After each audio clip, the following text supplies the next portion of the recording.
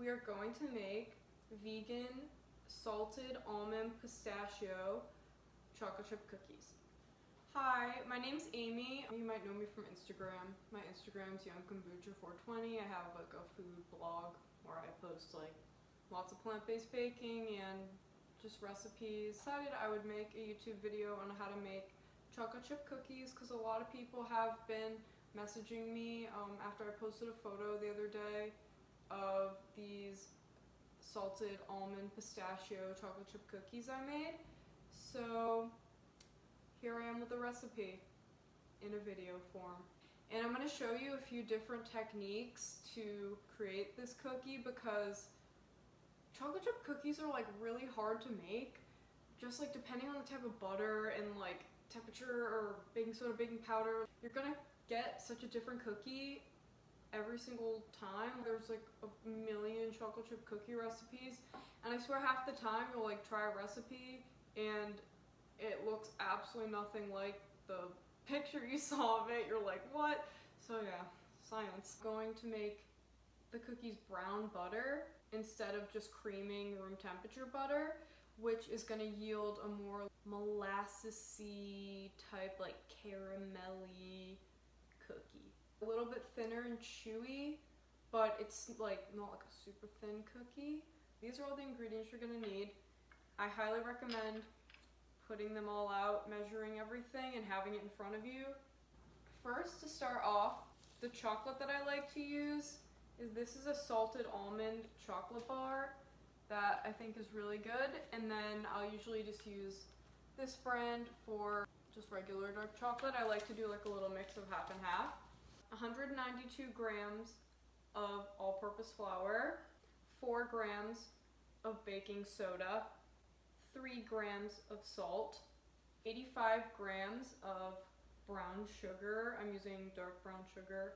50 grams of a vegan egg, 4 grams of cornstarch that you're gonna emulsify into this, which is just gonna act as more of a binder like an egg would. 75 grams of just granulated sugar, 4 grams of vanilla extract, 32 grams of chopped nuts. I'm using, like I said, pistachios and almonds. 128 grams of chopped chocolate, pretty thick chunks, and then there will be like little shards in there as well. I like to reserve a little bit of them so that when right before I bake the cookies, I put a piece of chocolate on all of them, and then that will create like big puddles. I'm gonna save some nuts for the end as well, just to put on top.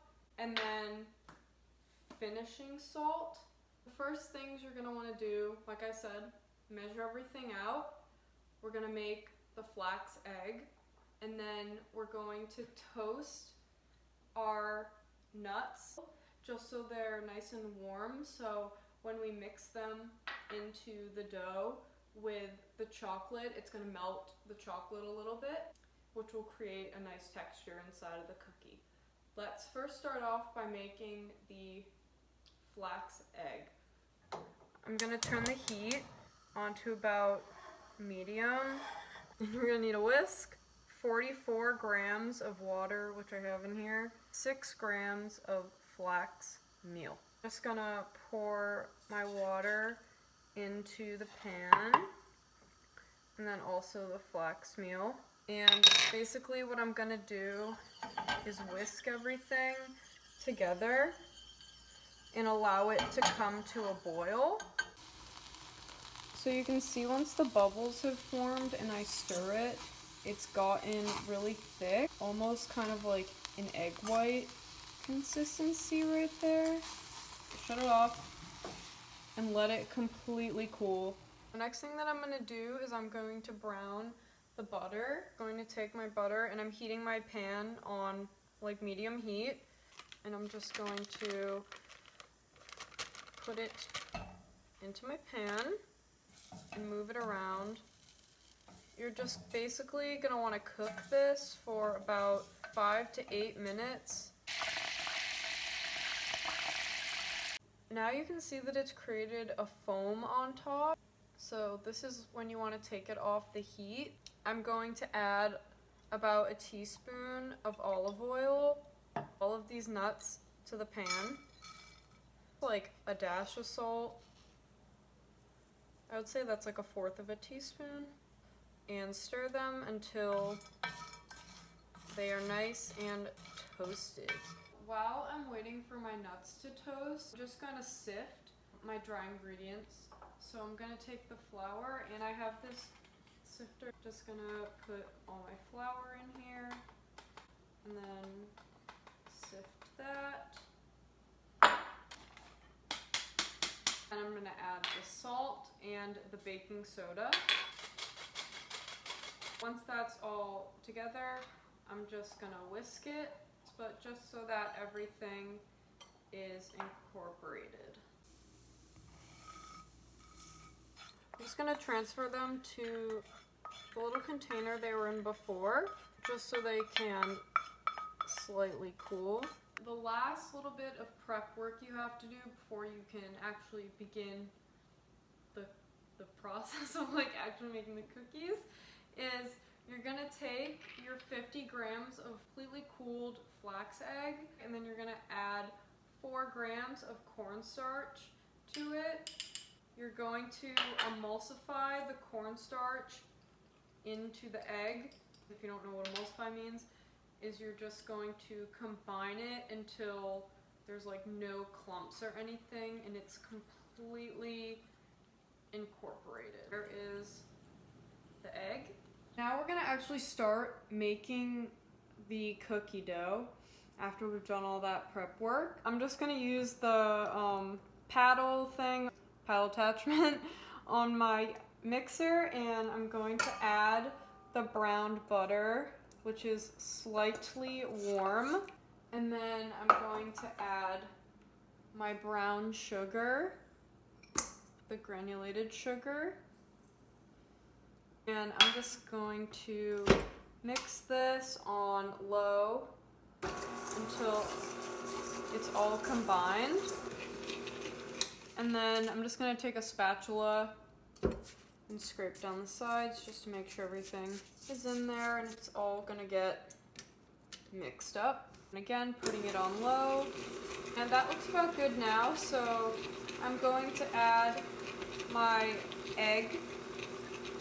I'm going to take the vanilla.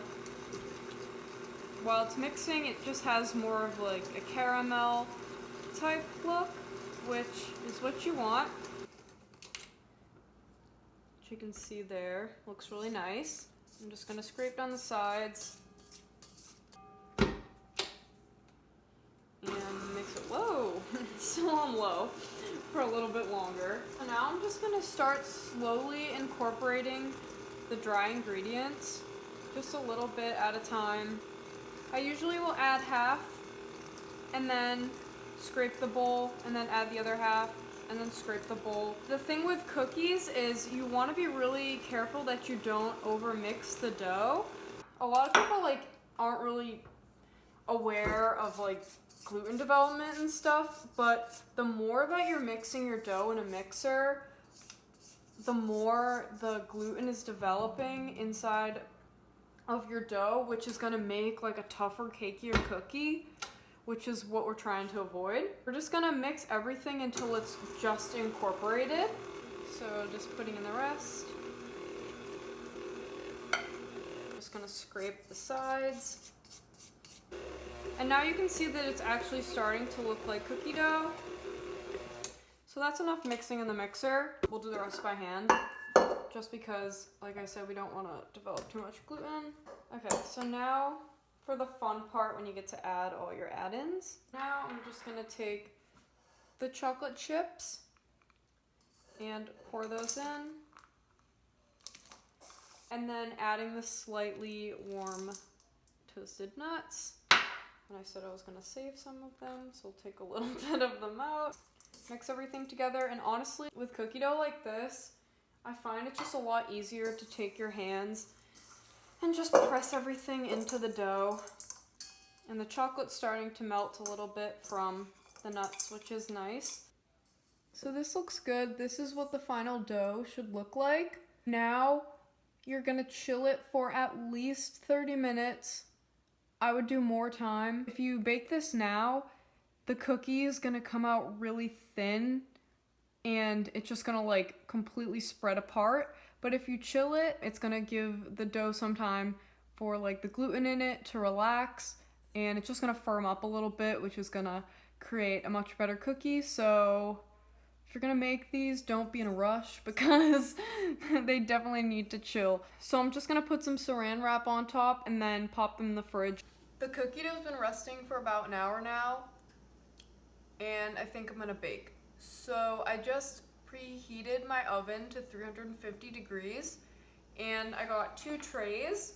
I like to use these silicone mats because then you don't have to use parchment paper every single time you bake. Parchment paper is fine, or you can just grease it. I have a cookie scoop. I'm gonna use kind of a larger one because I want bigger cookies. I have my pieces of chocolate to put on top, and then I also have some nuts that were toasted earlier that I'm gonna use too. So this is the cookie dough after resting in the fridge for about an hour. I like to take it out right when I preheat the oven so that it has a little bit of time to come to room temperature. I'm just gonna take my cookie scoop, and you can see that it's pretty hard from being in the fridge, but that's okay. And I'm just gonna fill it to about like that much, and then I'm gonna put it in my hand and kind of work it more into a circle. Once the dough becomes more room temperature, it'll be easier to work with. But you're just gonna make a circle like that, and then I'm gonna place it on my cookie sheet. I'm gonna take a piece of chocolate, and I'm just gonna press that in the top somewhere, and then maybe a couple nuts, just for presentation. And then you're just gonna continue that process for the rest of the cookies. I just scooped all the cookies, and I made kind of like jumbo ones, so I only made 8. So when you bake these, you have to kind of bake them a specific way. So I'm just gonna explain how you do it, and then I'll like insert a video of me doing it. Basically, you're gonna put one in at a time. You're gonna cook it for about 6 to 7 minutes, and then you're gonna go into the oven. You're gonna rotate the pan like this, so the cookies that were in the front are now facing the back, and you're just gonna take the tray and you're gonna drop it like that in the oven, and that's gonna cause the cookies to spread and the chocolate puddles to kind of like ooze out. And then you're just gonna bake that for another 6 to 7 minutes or until they're golden brown, and then take them out.